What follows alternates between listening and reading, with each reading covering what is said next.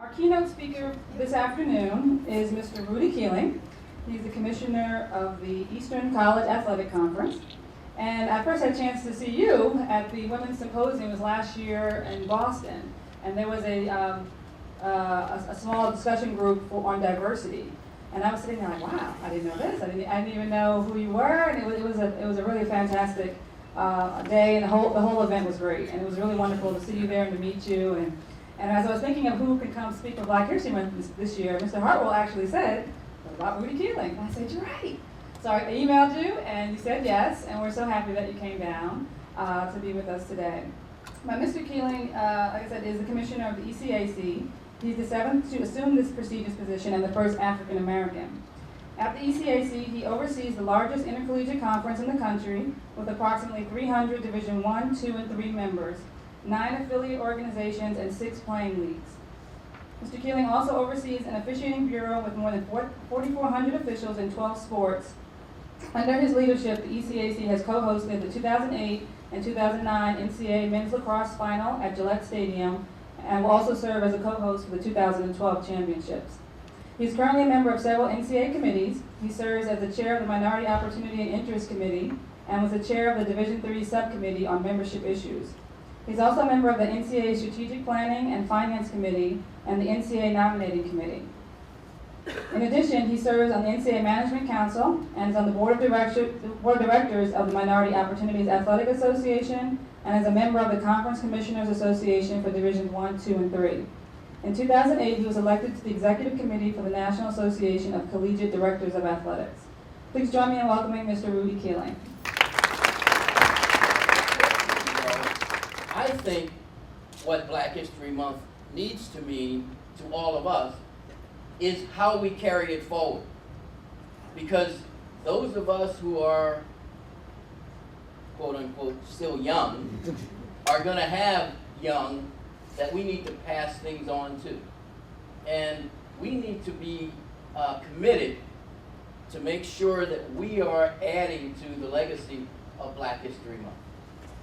We need to say, I want to be this, and follow through. Larry said that, I thought, very well. You know, in his career, he's been out of school for 30-something years and has decided, I'm going to go back and do what I always wanted to do.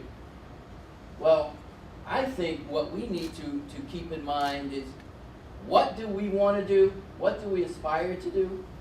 And then run at it as hard as you can, because you never know what you're capable of. I used to be a basketball coach, and our players all thought that they could be NBA players. And it was funny, we had guys who didn't start and they thought they could be NBA players. And I never would discourage them. I'd say, yeah, if you think you can make a run at it, then you make a run at it. And they would, and inevitably they would end up, you know, becoming school teachers or becoming something other than a basketball player. But they made that run. And they can go back and say, you know what, I tried as hard as I could to be as successful as I could, and they gave it their all. And I think that's the most important thing about a legacy, that you gave it your all and you left what you did for the next generations to pick up and say, hey, I can do that too. I had a little joke that happened. I heard Suzette talk about diversity training. And when I first took over the ECAC, one of the things about the ECAC, the negative things that people used to say, was that it was a bunch of old white men living in Cape Cod, because we're located in Cape Cod, and they're all semi-retired. So when I took over, it was a bunch of old white men that lived on Cape Cod. So we had diversity training. And obviously I had my staff, but we're very affiliated with the Cape Cod Chamber.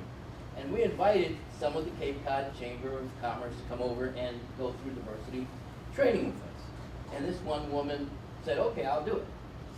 So when she got to diversity training, she said, you know, we had the guy, he was going through his spiel before he started, and he said, what does diversity training mean to you? She raised her hand, and she said, I don't know what it means to me, but to my companions at the chamber, it meant that I had done something wrong. Because they all said, when I told them I was going to diversity training, what did you do to have to go to diversity training? Wow. And that's pretty interesting, because people do look at diversity training as something negative. And it is very, very positive in the most part. If you have a diverse staff, if you have a diverse community, it can be so much better than a community that only has one entity or one nationality. You get so many diverse interests, ideas from a diverse community. And it can add to you so much, but people they don't realize what diversity is and how that can move you forward. You know, when I was growing up, it's funny talking about diversity and growing up, and I was listening to the little film that we had on. I grew up in Harlem also, and when I was growing up, I went to a Catholic grade school. It was all black. The only white people who were at our grade school were the nuns. And we had 58 kids in our class, every class, because there wasn't a 8th grade A and 8th grade B, it was just 8th grade. So everybody was in our class. And I tell you what, the nuns, they hammered us. They kept the discipline, and our kids went through, and they did very well. But we didn't see any white kids. So when we were out, we played stickball, we played touch football, or we played basketball. It was all against each other. We used to come and play against Elmford, and we would just see us. I went to high school, and I went to a Catholic high school, and at that time, I don't know if it's still this way in New York, but at that time you had to test to get into the Catholic high schools. So I went to Bishop Dubois High School, which is not there anymore, but it was on 152nd Street and Amsterdam Avenue. And Bishop Dubois had 7 black kids and all white kids. And what a cultural change for me. You know, I come out of Harlem where it's just all black, and I go to a school that's all white. And it was all boys, which is a little strange anyway. We went through, I graduated from high school, and I wanted to go to Syracuse University. And my father said, you went to Catholic grade school, you went to Catholic high school, you're going to go to Catholic college.